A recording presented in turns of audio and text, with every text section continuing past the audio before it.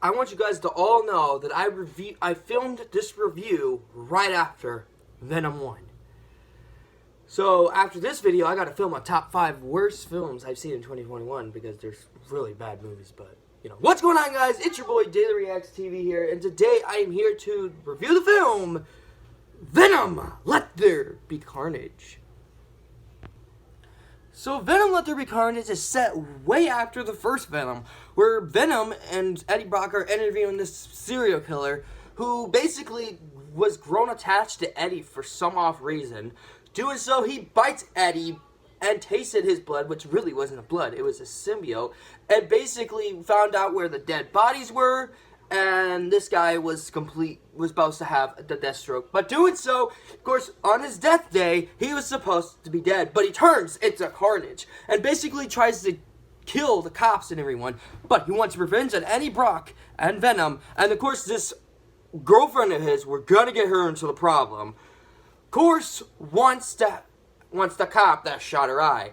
And that's the premise. Now, many of you guys didn't know, I was really hyped when I heard they were making a second Venom. I was really hyped, but then COVID hit. And that is why Venom 2 was going to be very, very good. I thought it was going to be good, but I had to hold down my hype. And then I reacted to the trailer on my channel. Trailer number 1. I didn't react to the second trailer. And then I recently rewatched the second trailer, and I was like, wow, I could have spoiled myself from this movie. Okay.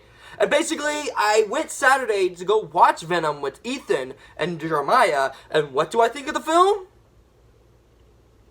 I say the first one's better, but it did fix a few problems I had with the first Venom film. By far, let's get to the good. Basically, the first ever good, I am gonna say, is again, Eddie Brock and Venom. They were really funny in this movie, and especially when they kept fighting with each other, and it was really well handled in this film. Yes, it's Tom Hardy. What'd you expect? He handled it in the first film. He really handled it the best he can, and that's what I loved about him in this film, and he handled it better in this one than he did with the first one, so I admit to that. And of course, I will say, the Doctor and the original love interest of Eddie Brock were a lot better in this film. And the second one, they were bland, forgettable, not good characters. And this one, though, they were instantly well done, well handled, and also really wasn't annoying at all. I was expecting it from the Doctor, but actually, he turned out to be a comic relief. And basically, I will also say, the CGI in this film, freaking amazing. It was so well done. The story, really well done. The comedy, really well done. And of course, there's sad moments too, but we'll get into them pretty soon. Of course, Carnage, who by far was a good villain in this movie. He was scary, menacing, and also really well handled in this entire film. And basically, really well done, actually. I will not lie. And of course, I will also say the best thing about this film, by far, before we get to our problems, it's Hayden throwing a fit because he doesn't want to do homework. Sorry. And basically, the fight scene between Venom and Carnage really was well handled, and of course, that's all the good. As always, I do have some problems with Venom, Let There Be Carnage. And you guys are wondering, why is Venom 1 your favorite out of the two? At least the first one didn't have as much problems as this movie. Let's get into it. First of all, the way they handled Carnage. Now, I did ask AJ how Carnage was in the comics. He said that the serial killer in the comic and the Carnage were supposed to be together. They were supposed to be the way they are. But in this film, it was not handled well. I don't know why they decided, you know what, let's split them together and let none of them get killed at the end. Sorry, spoiler, I do not care. Literally, that's what happened in this film. Venom basically kills Carnage and the serial killer. But in a funny way, that saved the scene, but still, like, killing them off really that quick? Really? And then the detective, by far, was the worst character in this entire film. He had no trace in the story. He had no reason to yell at Eddie Brock and frame him and be like, you're the one killing these people. You're the one who knows the serial killer more than we do. I was just sitting there like, why the frick are you yelling at Eddie Brock? Literally, if he has nothing to do with it, he has nothing to do with it except the symbiote part.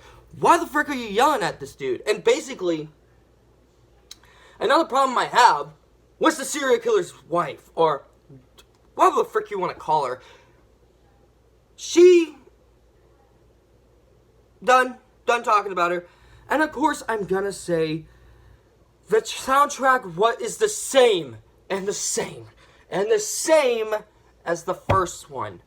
It was not entertaining. It was not well done. And it was very painful to listen. I was thinking, I think the soundtrack was way better and Venom won. What? Why? And of course, I will say, as I said, the action scenes are good. Some of them I meant. There were some that was really bland and forgettable. And there was only 2 action scenes in the entire film. No, 3 actually. 3. 4. Those are all I can think of. And basically, those are all my problems with Venom, Let There Be Carnage.